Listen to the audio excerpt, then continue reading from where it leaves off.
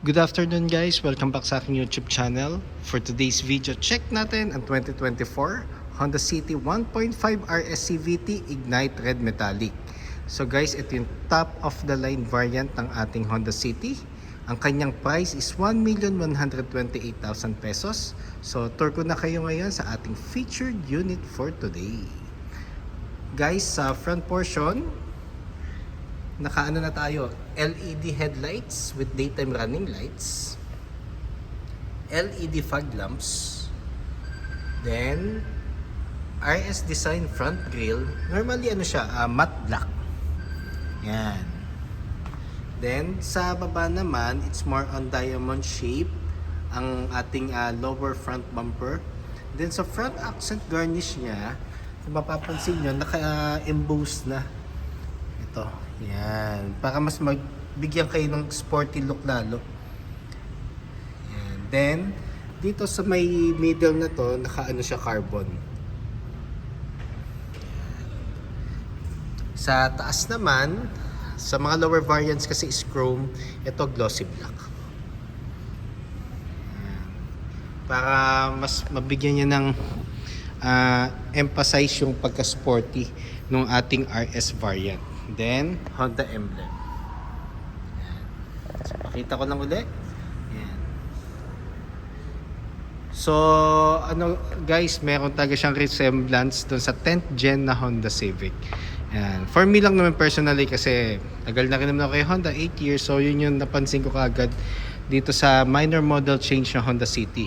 Then, regarding naman sa engine, 1.5 CVT or 7-speed automatic, front wheel drive, then double overhead cam. Kanyang horsepower is 121, then 145 Newton meters of torque. So it means powerful ang engine natin, yet fuel efficient. Yun. So makita ko naman yung passenger side. Ayan. So mas maganda talaga ma-visit nyo personally yung unit para makita nyo siya ng personal, para mas ma-appreciate nyo kung gaano kaganda yung ating Honda City RS. Then regarding naman sa gulong, naka 17-inch RS design alloy wheels tayo. Then naka ventilated disc ang ating brakes sa harap. Then MacPherson strut ang ating suspension naman sa front din. Regarding ground clearance, 134mm. Then meron siyang side skirt. Hanggang dun sa other side ng gulong. Then, ang side mirror natin is door integrated na. Kung mapapansin nyo, meron siyang space dito. So, iwas blind spot. Then, ang ating side mirror is glossy black ang cover. Then, dito na rin ang ating side turning lights. Yeah, so, mas visible tayo pag turns tayo, lalo na pag sa gabi. Then, door handles is body color. Then, meron siyang smart entry. Ayan. Sa likod naman, naka-drum brake tayo. Then, torsion beam ang ating suspension. Ayan. Then, sa bubong naman, naka-shark fin antenna tayo na glossy black. So, pakita ko naman yung likod guys. Yan. So, ito yung back portion ng ating Honda City RS. So, dito pa lang naman sa sides and dito sa back, mapapansin nyo yung pagka-ano niya, yung pagka sporty look niya compared dun sa two variants na mas lower sa kanya. So, ito yung nagse-separate sa kanya na madi-distinguish mo agad sa daan na Honda City RS talaga siya. So sa likod naman, meron tayong duck type na glossy black spoiler. Ayan. Then ang ating tail lights naman sa likod is LED na rin.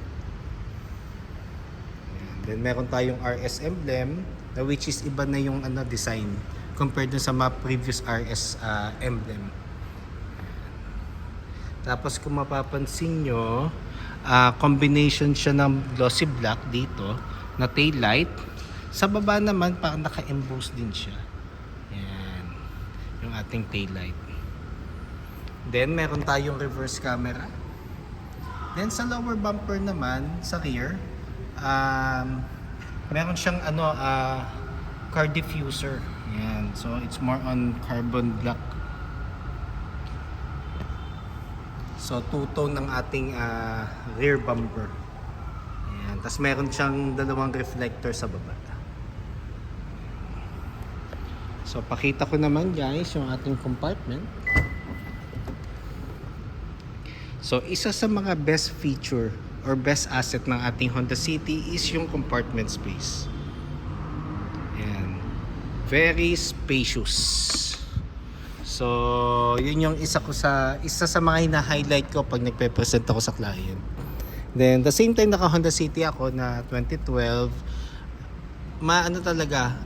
maluwag, tsaka very useful and flexible. Lalo na sa part natin na kung may mga groceries or kaya mga stroller, kasyang-kasya.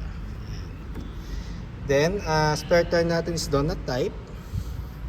Yeah, it's more on pang substitute lang talaga. Short time substitution lang talaga. Yan, then nandito yung jack and tools.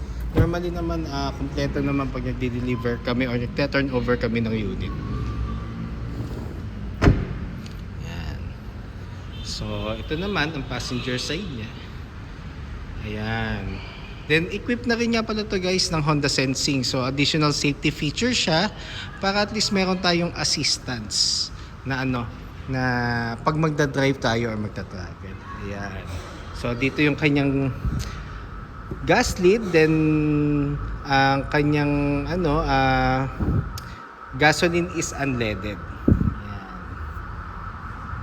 Fuel tank capacity is 42 liters. Tapos nakalock pa na siya guys, wait lang. So ito yung smart key.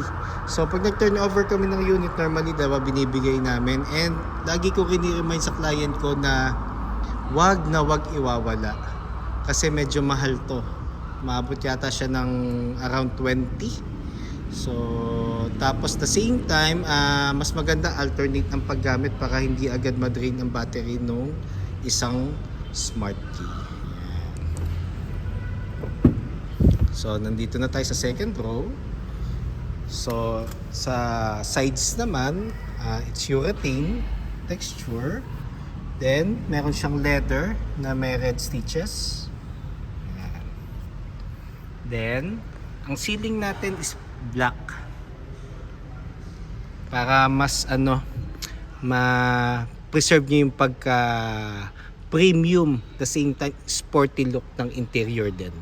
Then, ang maganda pala sa minor change na Honda City, binalik nila sa full genuine leather yung seats. Tapos, meron tayo ditong armrest. Ayan. So, armrest. Then, meron siyang 2 cup holders. Then, sa middle section, meron siyang aircon vent with 2 power outlets. Ayan, kung makikita nyo naman. Ayan. So, tour ko na kayo ngayon sa harap naman. Ayan. So guys, ang smart entry, basta ang susi natin is nasa pocket or nasa bag. Pag gusto natin lock yung unit, ito lang. Ayan. So, iilaw naman yung sa side mirror, then yung mga tail light and headlight. So, pag hindi siya tumunog, it means meron pang door na hindi fully closed. So, pinindot ko na siya yung black portion, yung black button. So, it means nakalock na yung unit. Yun. So, dito natin siya i-check kung nakalock na. Yan. So, kasi ang pag-open naman or pag-unlock ng unit, pag naka-smart entry ang sasakyan natin, is lalagay lang natin yung kamay natin sa door handle. Yan. So, yun, tumunog na siya. So, it means naka-unlock na siya.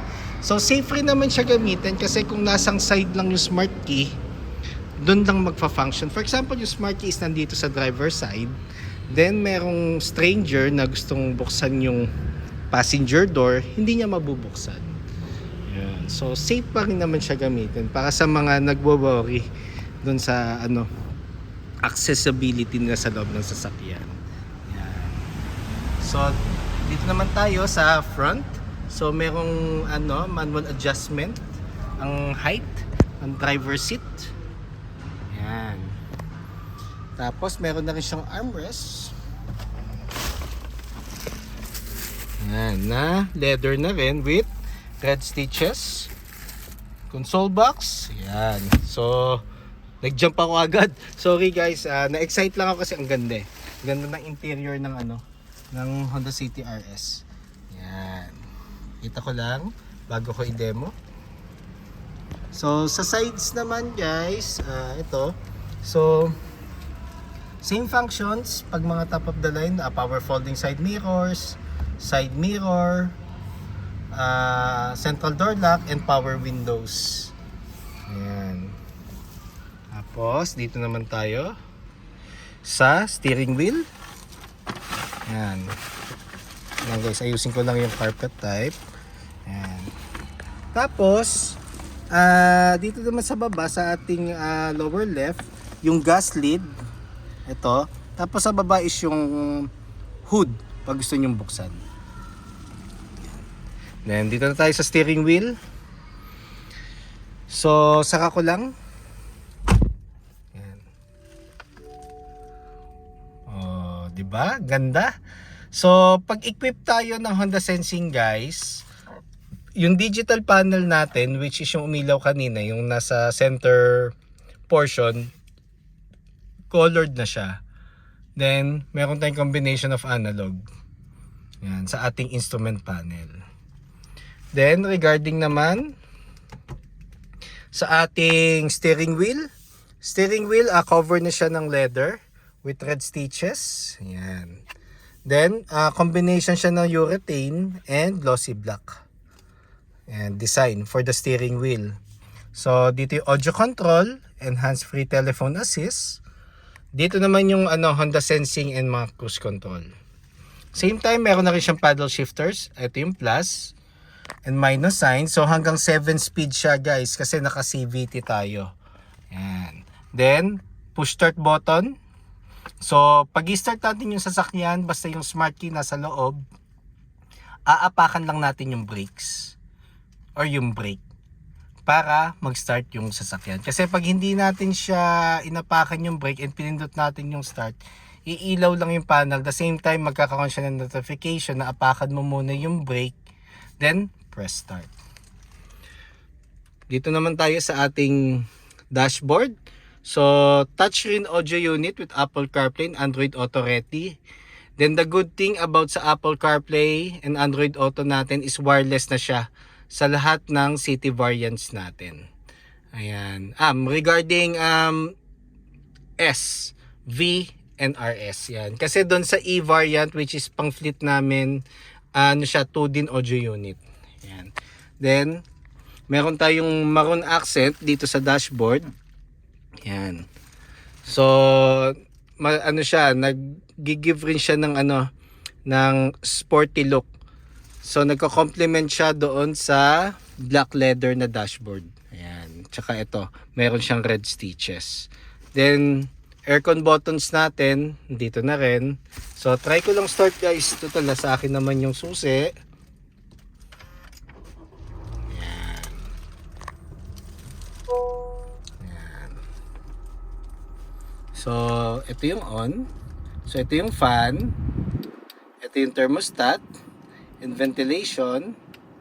Kung anong gusto mong buga ng hangin. Pero normally dito talaga siya. Yan, dyan lang siya. Then sa baba naman, meron tayong 2 USB port and power outlet. Yan. Tapos meron tayong 2 cup holders. Yan. Kita ko lang ulit guys. Power outlet, 2 USB ports, 2 cup holders, icon button. Then tong portion na to guys, pag na-discharge yung battery nyo, may manual key yung smart key. Diyan yung ilalagay yung manual key para ma-shift nyo lang yung transmission from park to to neutral para maitabi nyo lang siya sa gilid. Ayan.